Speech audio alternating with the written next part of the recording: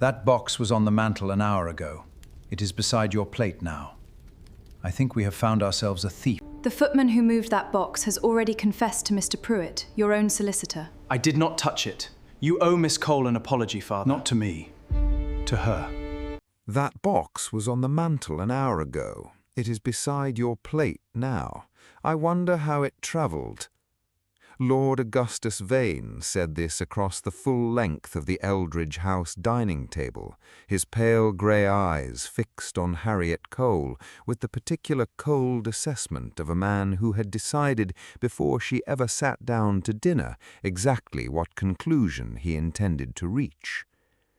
The room held 12 candles and 6 guests, and in that instant a silence so complete that Harriet could hear her own pulse in her ears. The gold snuff-box sat beside her plate, small and ornamented and entirely unfamiliar, and she had no memory of it arriving there, no explanation ready, nothing beyond the sudden cold certainty that whatever happened in the next 30 seconds would determine everything that came after. Richard's hand found hers beneath the table, warm and immediate. "I think," Lord Augustus said, tapping 2 fingers once against the polished wood, "we have found ourselves a thief."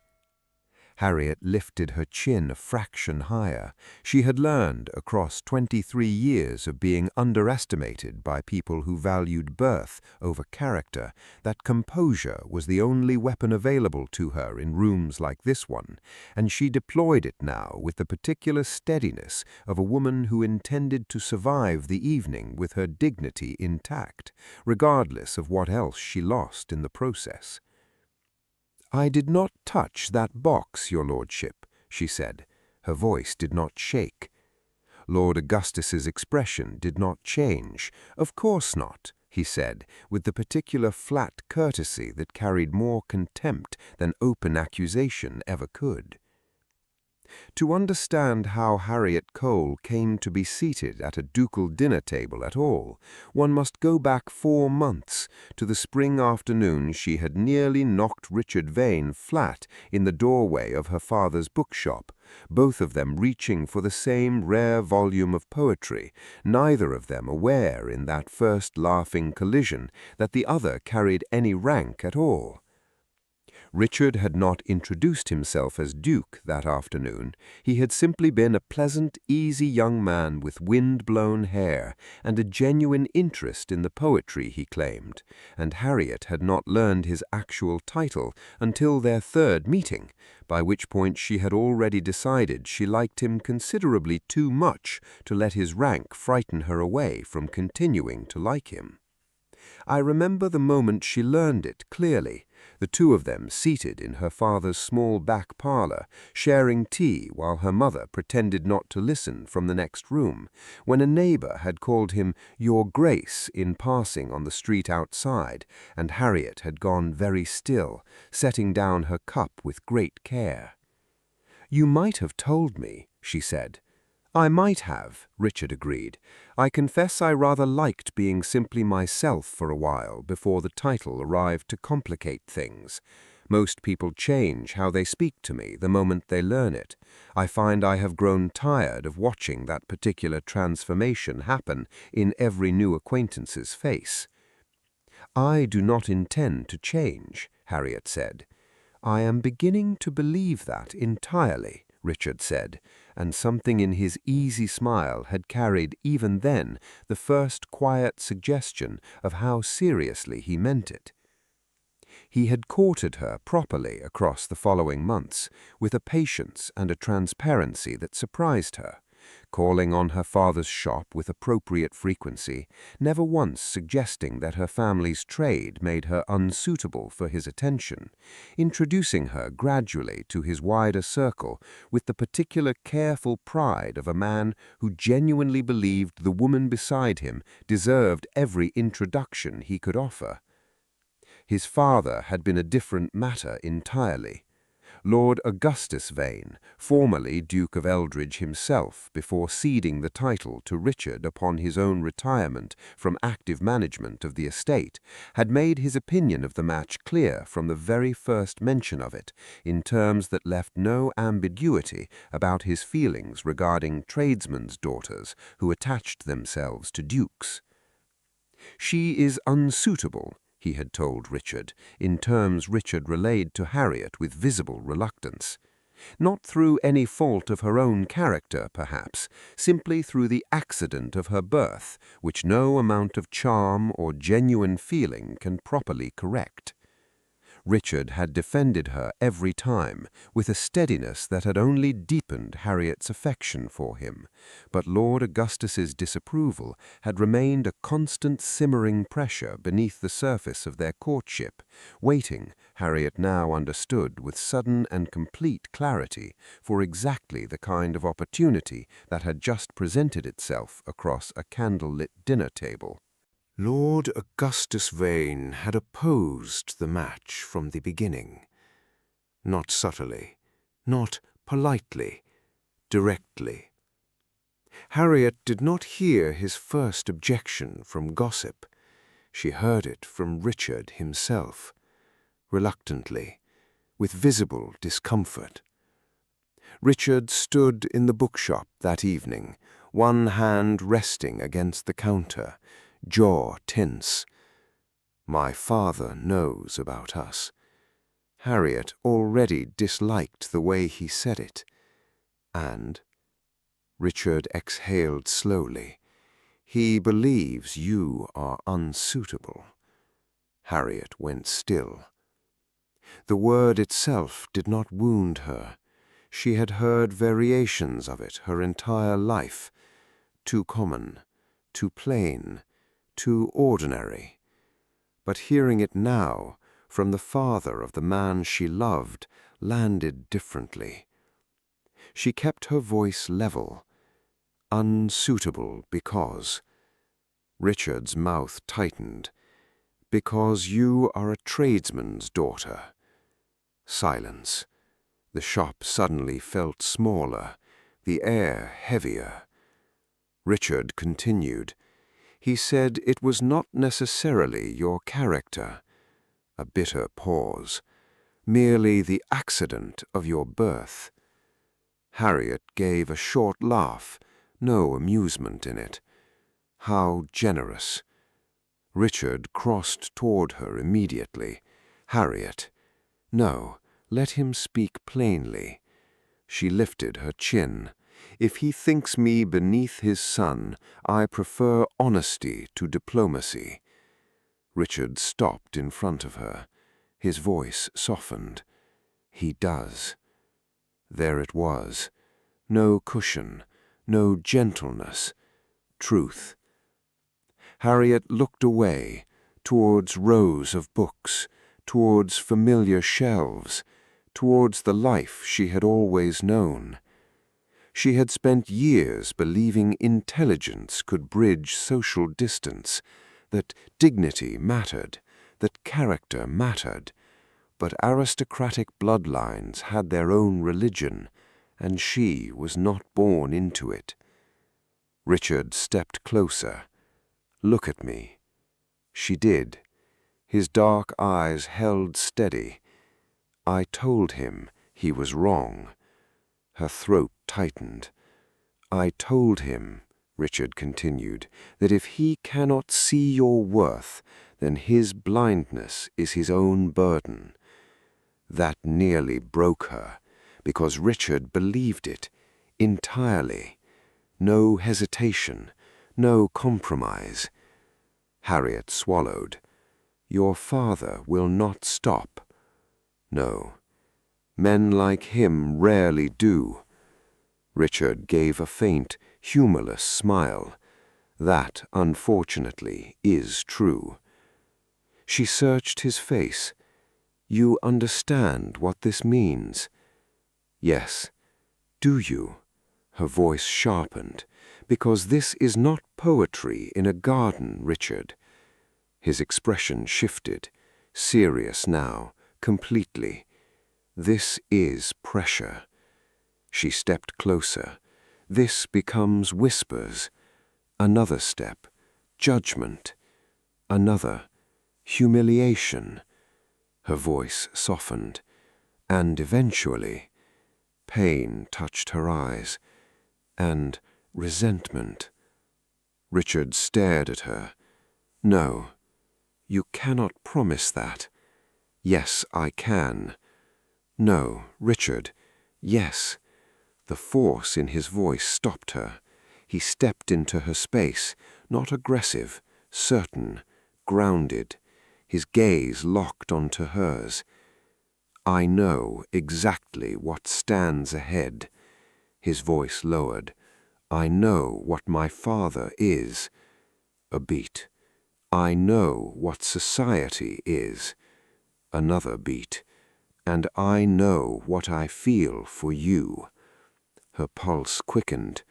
Richard rarely spoke with this intensity. When he did, every word mattered. He lifted a hand, not touching, hovering beside her cheek, waiting, always waiting for permission, always giving choice. His voice dropped to a near whisper. The only question that matters is this.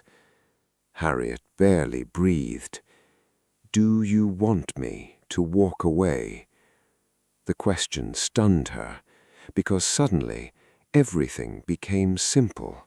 Not society, not titles, not fathers, just choice. Hers. She looked at him, at the man who never treated her as lesser, never spoke down to her, never asked her to become smaller so his world could feel comfortable. And she knew. No. The answer came instantly. Richard's eyes softened. No. No. Her voice steadied. I do not want you to walk away. Something fierce moved behind his calm expression. Good. A tiny smile touched Harriet's lips. Good. His own smile finally appeared, dangerously charming. Because I had no intention of doing so. She should not have laughed, but she did, and so did he. For a moment, the future felt conquerable. She should have known peace like that never lasted, because Lord Augustus Vane did not surrender. He waited, watched, calculated, and Harriet understood that now, sitting beneath 12 candles with 6 silent witnesses and a stolen accusation placed neatly beside her plate. This had never been about a snuff box. No, Lord Augustus had been waiting for something, anything, a crack, a weakness, an excuse. And tonight he had found one, or manufactured one. Harriet could not yet tell which was worse. Across the dining table, Richard rose from his chair, slowly, controlled, but she knew him well enough now to recognize the warning in his posture. Father. Just one word, yet it carried steel. Lord Augustus remained seated, unmoved. I am speaking to Miss Cole. Richard's voice hardened. No. The older man's eyes narrowed slightly. No. You are accusing the woman I intend to marry. The room froze. Even Harriet stopped breathing. Marry? No, he hadn't said that to her.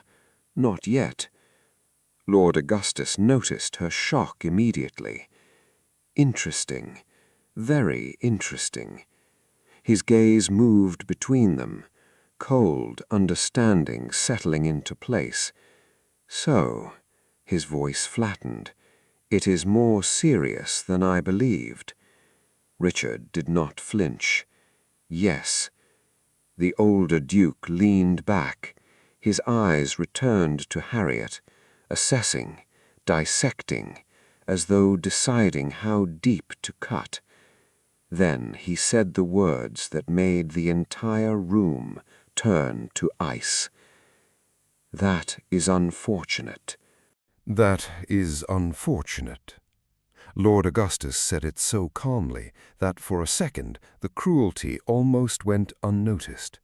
Almost. But Harriet heard it. Every guest heard it. The message beneath the words was unmistakable. Not unfortunate for Richard. Not unfortunate for the family. Unfortunate because she had gone too far. Because the bookseller's daughter had dared reach upward. Richard's voice dropped, dangerously. "What exactly is unfortunate, father?" Lord Augustus folded his hands. Perfect posture, perfect composure. The image of aristocratic discipline. "I had assumed this attachment would fade." His eyes moved to Harriet, cool, clinical. "But clearly Miss Cole has encouraged something more permanent." The insult landed like a slap. Harriet felt heat rise in her chest. Richard spoke first. "She encouraged nothing." "No?" Lord Augustus raised a brow. "How curious." He gestured lightly toward Harriet. "She appears seated at my table." Richard took a step forward. "She is here because I invited her." "Indeed." Another pause, another surgical cut. "And yet somehow the family heirloom ends up beside her plate." The snuff-box gleamed under candlelight. Harriet stared at it.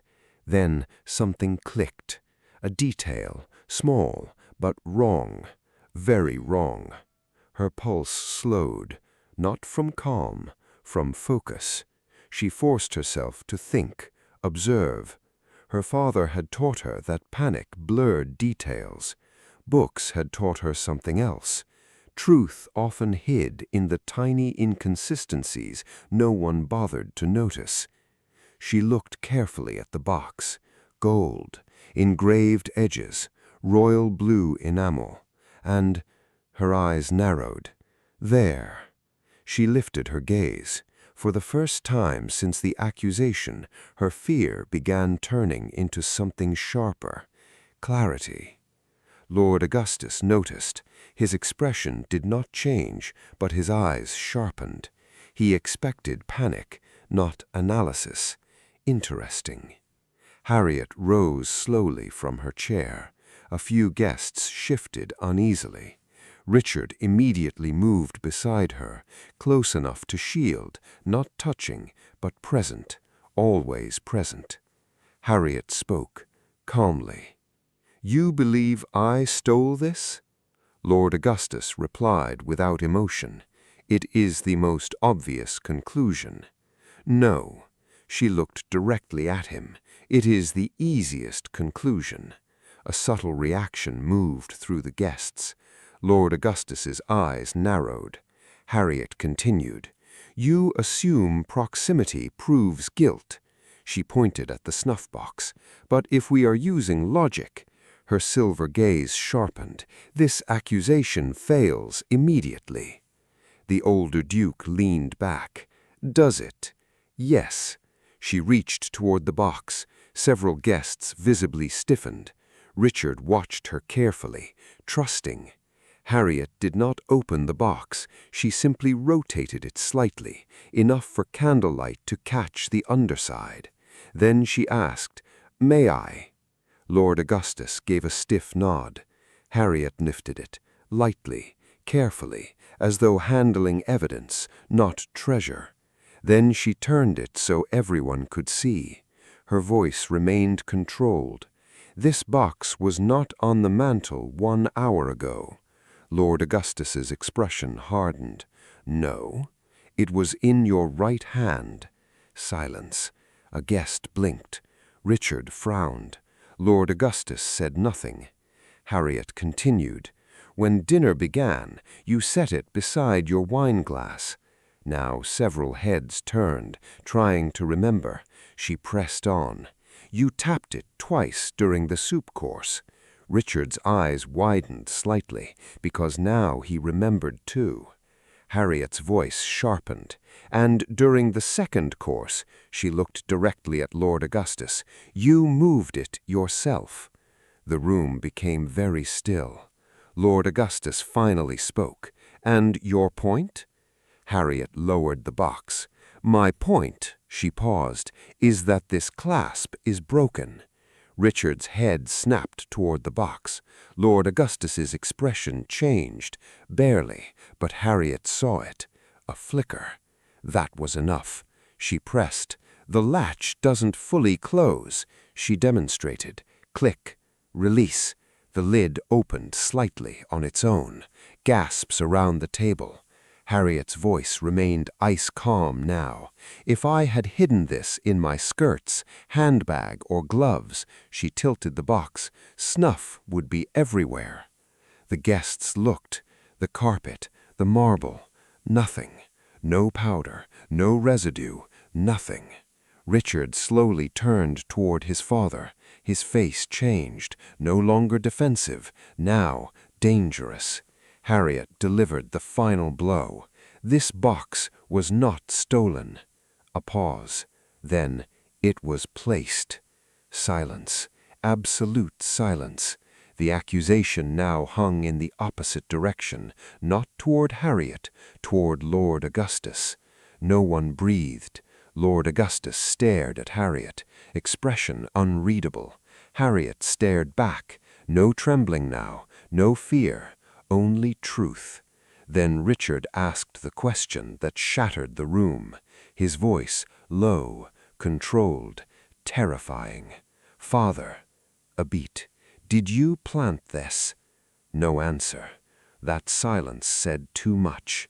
Harriet felt it, the shift, the moment the entire table understood. This had never been about theft, never. It had been a trap, a humiliation, a test, or worse, an execution of reputation. Lord Augustus finally spoke, but not to Richard, to Harriet, and his voice had changed, no longer polite, no longer civilized, now cold honesty. I wondered, he said quietly, when you would stop trying to earn your place and reveal what you truly are. Harriet's blood ran cold. Richard's jaw tightened. What does that mean? Lord Augustus stood, slowly. Every guest went rigid. His voice cut through candlelit silence like a blade. It means, his steel-gray eyes locked onto Harriet, she is far more dangerous than I expected. She is far more dangerous than I expected. The words settled over the room like smoke. No one moved. No one dared. Harriet stared at Lord Augustus, trying to understand what kind of accusation he was making now. Dangerous? She almost laughed. A bookseller's daughter, a woman whose greatest weapon had always been observation. What threat could she possibly pose to a duke? Richard's voice cut through the silence. Explain yourself. Lord Augustus didn't look at his son. His gaze remained fixed on Harriet. That unnerved her more than anger would have, because anger was emotional. This was calculation, pure calculation. He took one slow step around the table. Most opportunists are obvious. His polished shoes echoed against the floor. They flatter. Another step. They perform innocence. Another. They know exactly when to lower their gaze. He stopped, just across from Harriet, close enough that she could see every line etched into his face. His expression remained composed, but his eyes were merciless. Then he said quietly, "But you," a pause, "you think." The room tightened. Richard stepped forward. "That is enough." Lord Augustus ignored him, still speaking to Harriet. "You notice everything." His gaze flicked toward the snuff-box, the clasp, back to Harriet, the hand placement, the wine glass, the timing, every detail. His voice lowered.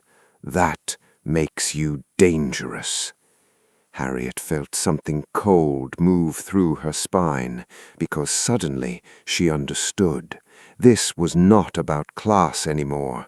Not entirely. It was about control. Lord Augustus did not fear scandal. He feared people he could not manipulate. And Harriet saw too much. Richard moved between them now, physically blocking his father from her, protective, solid, immediate. "You will stop speaking to her like she's an enemy." Lord Augustus finally turned toward his son. For the first time tonight, something raw surfaced. Not anger, disappointment, a colder thing. "Can you truly not see it?"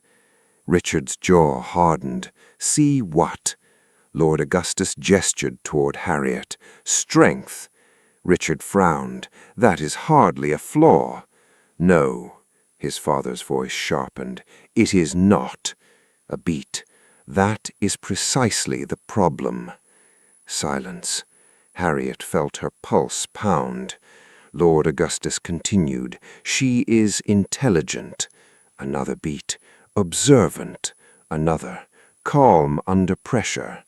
Then came the real blow. "She would influence you." Richard went still. Harriet did too. There it was, the truth beneath everything. Lord Augustus didn't hate Harriet because she was weak. He hated her because she wasn't. Because weak women could be ignored, managed, contained. But a sharp woman beside a future duke, that changed bloodlines, that changed legacy, that changed power. Richard spoke slowly, as if testing whether he had heard correctly. "You object because she has a mind." Lord Augustus gave him a hard stare. "I object because you are heir to this house." A beat. "You cannot afford emotional blindness." Richard's voice lowered. "No." Then colder. "You're afraid I see too clearly." That landed hard. For the first time all evening, Lord Augustus's composure cracked just slightly. His eyes narrowed.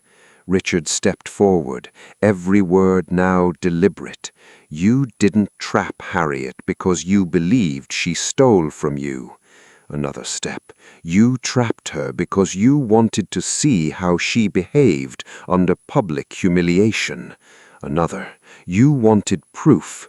He stopped, dangerously close. "Proof that either she would break," his gaze sharpened, "or prove you right to fear her." Silence. Lord Augustus said nothing. He didn't need to. The silence was confession. Harriet felt breath leave her lungs. Dear God, Richard was right. This dinner, the invitation, the accusation, all of it had been engineered, not to expose a thief, to test her, to measure whether she was fit to survive aristocratic warfare. And she had passed. That was the problem. Lord Augustus looked at his son, then said something that chilled Harriet to her core. "You love her." Richard didn't hesitate. "Yes." His father's expression darkened. "That makes you vulnerable." His answer came instantly. "No." He turned slightly, just enough to look at Harriet. His voice softened, almost imperceptibly. "It makes me accountable." Harriet stopped breathing. Then he looked back at his father, and his voice hardened into steel. "You mistake love for weakness. It isn't." Another. "It reveals character." Lord Augustus scoffed. "Romantic nonsense." Richard's eyes flashed. No. He pointed toward the shattered accusation on the table. This is weakness. Toward his father. This need to control. Another. This fear. The older Duke's expression went glacial. I fear nothing. Richard delivered the final strike. No. His voice became terrifyingly calm. You fear irrelevance. The room shattered into silence. Every guest froze. Even Harriet's heartbeat seemed to stop, because that was the one thing no powerful patriarch could bear, the suggestion that his power no longer ruled the future. Lord Augustus went completely still. Then his gaze shifted, past Richard to Harriet, and when he spoke again, his voice was quieter than before, which made it infinitely more dangerous. Then let us stop pretending this is about theft. He looked directly at her and said, Miss Cole, tell me the truth. A pause, then the knife. Did you come into my son's life by accident? His steel-gray eyes narrowed. Or by design? The question struck the room like a gunshot. Did you come into my son's life by accident or by design? Silence. Total silence. Harriet stared at Lord Augustus. For 1 second, she genuinely thought she had misheard him. Then the meaning landed, slowly, violently. Her blood turned cold. Richard moved first. What? The word came out sharp, disbelieving, dangerous. Lord Augustus did not look at his son. He kept his eyes on Harriet, watching, measuring, waiting. Harriet finally found her voice, low, controlled, but wounded. Did you think I planned this? His expression remained unreadable. I think intelligent people rarely rely on chance. The cruelty of that landed deeper than the theft accusation, because theft attacked reputation. This attacked character, intent, love, everything. Harriet felt something fracture inside her. Not weakness, something colder, a line, a limit. Richard stepped forward again. Enough. Lord Augustus ignored him, still watching Harriet. You are clever. His tone remained calm, too calm. You know how to observe. Another beat. You know how to adapt. Another. You understand people remarkably well. Then came the real accusation. So tell me, Miss Cole. His steel-gray eyes sharpened. When my son walked into your father's shop, a pause, did you truly not know who he was? Harriet stopped breathing, not because the accusation was true, because she suddenly understood how deeply Lord Augustus distrusted sincerity. To him, everything was transaction, everything was leverage, everything had motive, even love, especially love. Richard's voice shook with fury now. She did not know. Lord Augustus spoke over him. She never asked about his background? No. She never recognized the name? No. She never researched the family? No. The last word cracked through the room. Richard rarely raised his voice. When he did, people listened. But Lord Augustus still didn't stop. His final question came like a blade. "Then why," he asked quietly, "did she stay?" Silence. Richard froze. So did Harriet. Because beneath the accusation, buried under all the cruelty, was a brutal question. Why had she stayed? Why choose a life this difficult? Why choose him? Lord Augustus looked at Harriet. Why endure scrutiny? A beat. Why accept judgment? Another. Why walk willingly into this house? He tilted his head slightly. If not ambition, his voice softened into something almost lethal, what possible reason remains? Harriet looked at Richard, at the man standing between her and the world, at the man who had defended her without hesitation, at the man whose first instinct was always protection. And suddenly her hurt disappeared, the humiliation disappeared, even the aristocrats vanished, because the answer was simple, painfully simple. She stepped around Richard. He turned, concern flooding his face. "Harriet!" She gently touched his sleeve, a silent request. "Let me." Richard stopped, immediately. Lord Augustus watched. Harriet moved until she stood directly across from the older Duke. No trembling, no lowered gaze, just truth. When she spoke, her voice was quiet, but every syllable landed. "You want to know why I stayed?" Lord Augustus said nothing. Harriet continued.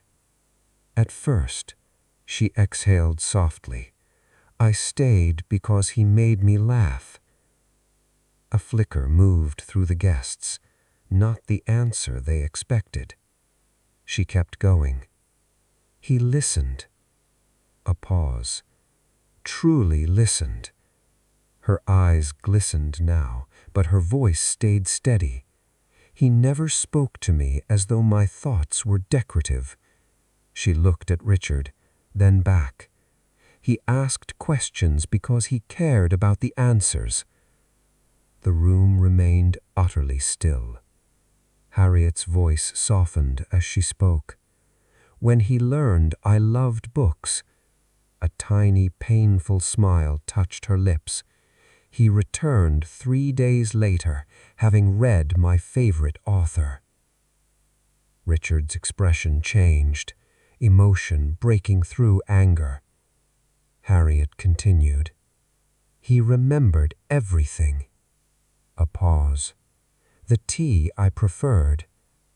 Another. "The stories I loved." Another. "The things I never said out loud." She looked directly into Lord Augustus's eyes and delivered the truth. "I stayed because your son saw me." Silence. Absolute silence. Harriet felt tears burn behind her eyes, but she refused to look away. "All my life, men like you looked at class first." A beat. "Status first." Another. "Utility first." Her voice sharpened. "But Richard," she glanced at him just once, and warmth flooded the name. "Richard looked at me." She turned back to Lord Augustus, and the final words came like truth stripped bare. "I did not stay for title." A pause. "I did not stay for wealth." Another. "I stayed," her voice nearly broke, but held, "because for the first time in my life, someone made me feel impossible to overlook." The question struck the room like a gunshot. Did you come into my son's life by accident or by design? Silence. total silence.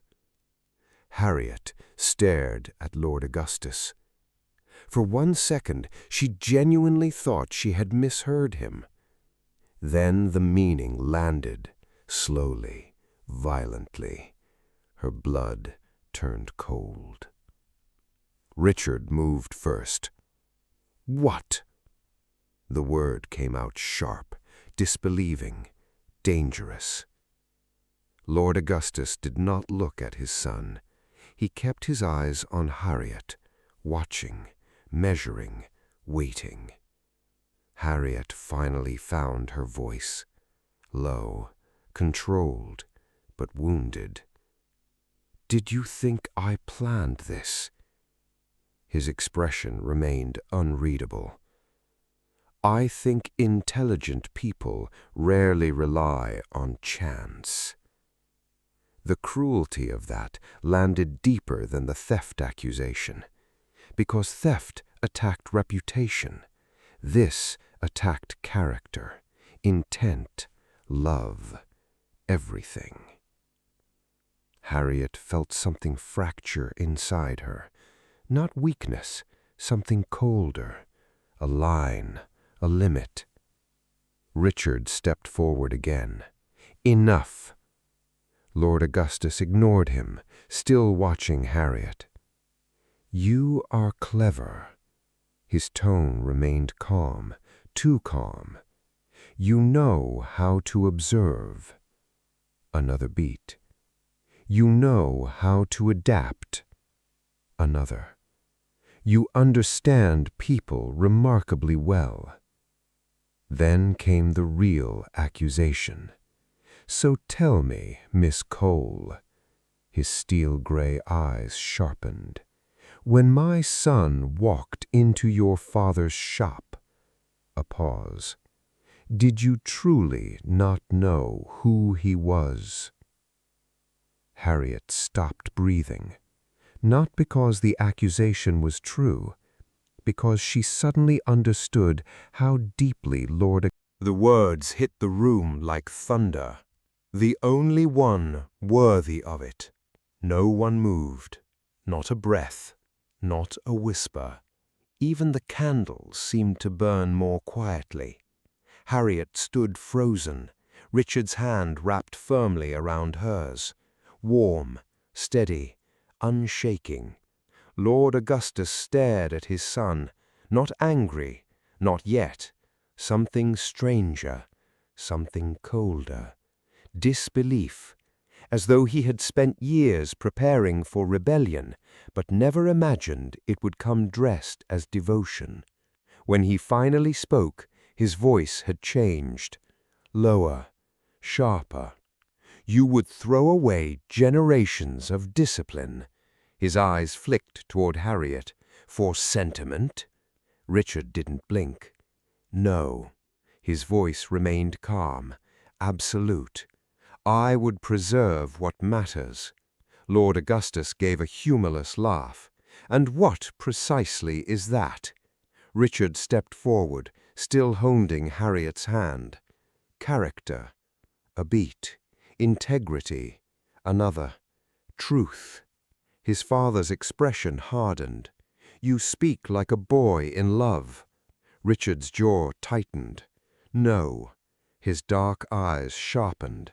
"I speak like a man who has finally seen what weakness looks like."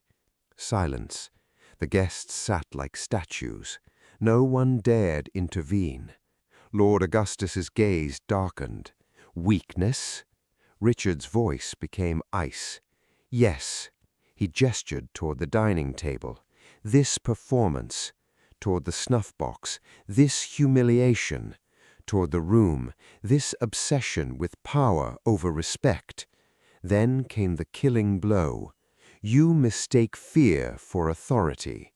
The older Duke went completely still. Harriet felt it instantly.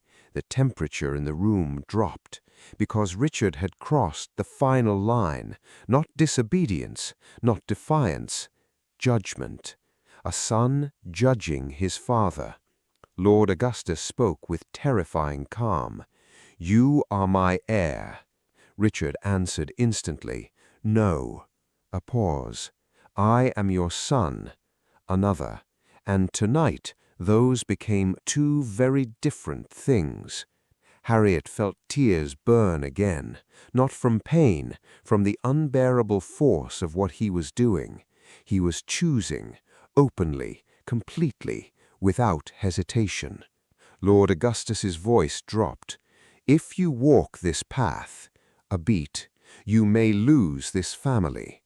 Richard's hand tightened around Harriet's. He didn't even look down, didn't need to.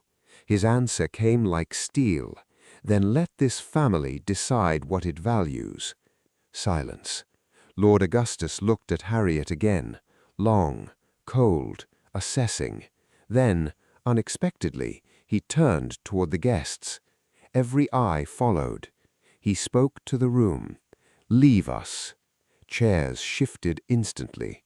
No one argued, no one lingered. Within moments the dining hall emptied. Footsteps faded. Doors closed. Now only 4 remained. Lord Augustus, Richard, Harriet, and silence. Heavy, ancient, unforgiving. The older Duke turned back, and for the first time all evening his posture changed. Only slightly, but Harriet noticed. Less performance, more man. He studied Harriet, then asked quietly, "What would you do?" A pause. "If he lost everything?" Harriet frowned. Lord Augustus continued. "The title?" Another. "The inheritance?" Another. "The estate?" His steel-gray eyes locked onto hers. "If loving you cost him all of it?" His voice lowered. "Would you still stay?" This time Richard tried to interrupt. "Father!" Harriet squeezed his hand. He stopped immediately. She stepped forward, alone. She looked at Lord Augustus and understood something at last. This was no longer accusation.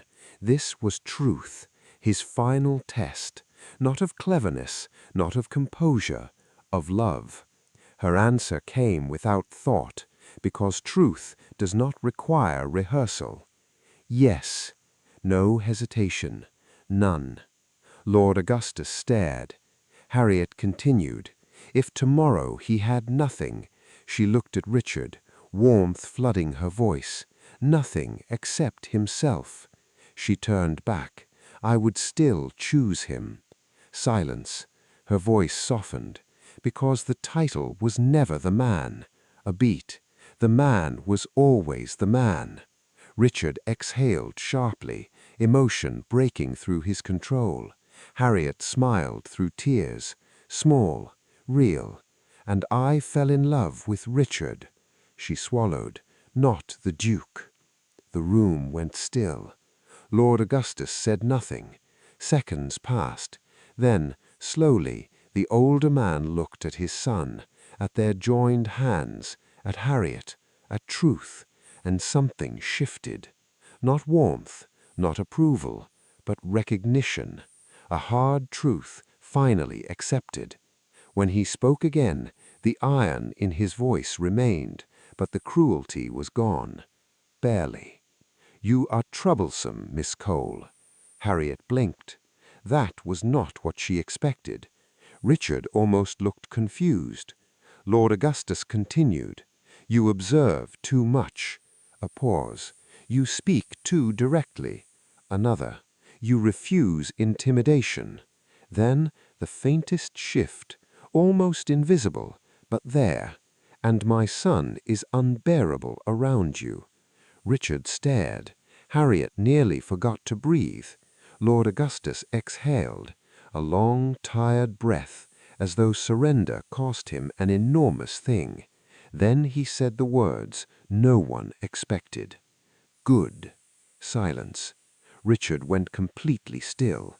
"What?" Lord Augustus looked annoyed now, which somehow made it more believable. "I said good." His jaw tightened. A duke surrounded by flatterers becomes dangerous. He glanced toward Harriet. A duke challenged by intelligence. A pause. may yet become worthy of leadership. Harriet stared. No words. Richard's voice came low. Are you giving your blessing? Lord Augustus looked deeply offended by the phrasing. I am tolerating reality. Harriet nearly laughed through tears. Richard actually did. A stunned, disbelieving laugh. Then Lord Augustus delivered his final verdict, cold, direct, very himself. If you intend to marry her, his eyes narrowed at Richard, you will not make her wait. Then to Harriet, Miss Cole, a pause. You have survived my worst. Another. Welcome to the family. Harriet finally smiled, for real this time. And Richard turned toward her like the room no longer existed. His eyes softened. The walls disappeared. The titles disappeared. The world disappeared. Only him, only her. He lifted her hand slowly, carefully, as though it were precious, then whispered, You stayed. Harriet smiled through tears. Yes. His voice roughened. Good. She laughed softly. Good? That familiar, dangerous smile returned, because I had no intention of letting you go. And this time, when he kissed her hand, Harriet knew one thing with absolute certainty. She had never been fighting for entry into his world. She had changed it. Tell us in the comments, what was your favorite moment? The accusation, Harriet's defense, or Lord Augustus finally surrendering?